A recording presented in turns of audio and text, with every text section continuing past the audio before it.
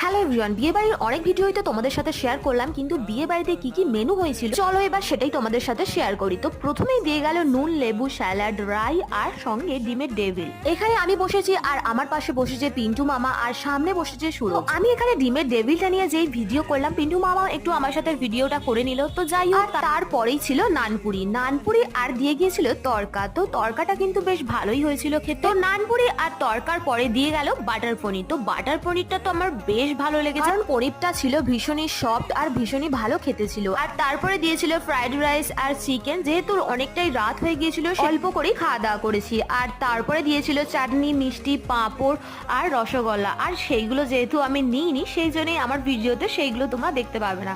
তো যাই হোক, তারপরে দিয়ে গিয়েছিল এই যে গরম জল। শীতকালে কিন্তু এই গরম জলে হাত দিয়ে বেশ মজা। আর হ্যাঁ, শেষ পাতে ছিল আইসক্রিম আর পান মশলা।